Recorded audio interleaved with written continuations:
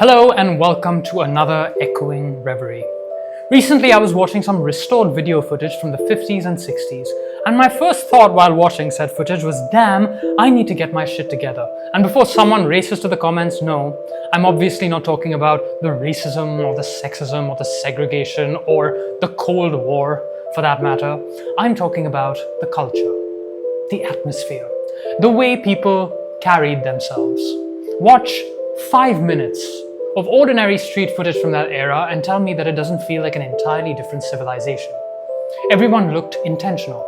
Men stood differently, they dressed differently, they spoke differently. Even the way they walked somehow had purpose. Nobody looked like they just rolled out of bed and accidentally ended up in public. People looked like they believed that every action, no matter how big or small, meant something, and that fascinates me.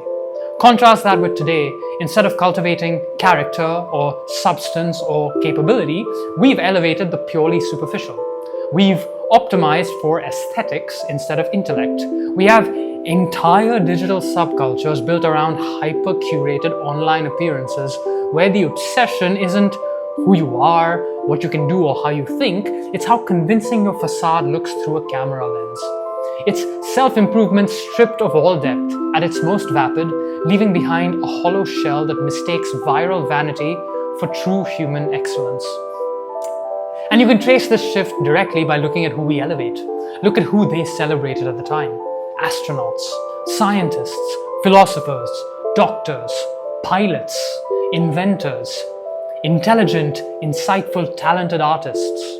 The people creating and shaping the future. Now compare that to today. Who occupies the most cultural space? Influencers? Streamers? Reality TV celebrities? Professional outrage merchants? People who are famous for being famous? And you see the exact same decay in the art we consume. Look at the music we have today. We traded timeless, evocative lyricism for disposable, hyper-sexualized crap.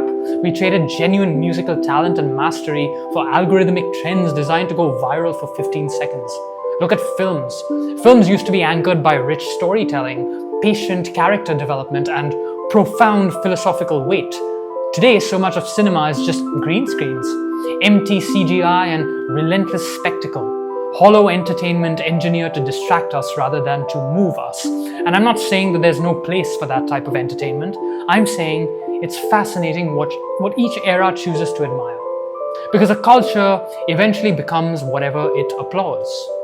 Look at the ambitions of that period. Whether it was commercial aviation, or the space race, or the moon landing, nuclear power, entire cities expanding, there was this overwhelming feeling that humanity was climbing. That tomorrow was going to be bigger and better than today. When your civilization believes it's building the future, you naturally want to become someone worthy of living in it. Now compare that feeling to today. We're surrounded by unbelievable technology. We've made leaping technological advancements that previous generations couldn't have dreamed of. We have the sum of all human knowledge in our pockets, automated systems doing our work, and instant connectivity across the globe. Yet somehow, we've clearly lost something vital along the way. In our pursuit of convenience and rapid progress, we traded away our depth. Culturally, everything feels smaller. We dress down. We lower the standards. We don't take ourselves too seriously. We don't care too much. Don't try too hard. God forbid we appear cringe. And I think that's the difference. The 50s weren't inspiring because everybody wore suits. The suits were a symptom. The real difference was respect. Respect for yourself, respect for your work, respect for the occasion, respect for presenting the best version of yourself to the world. Little things mattered. Going into town mattered. Flying on a plane mattered. Going to church mattered. Going on a date mattered. People behaved as though moments deserved ceremony.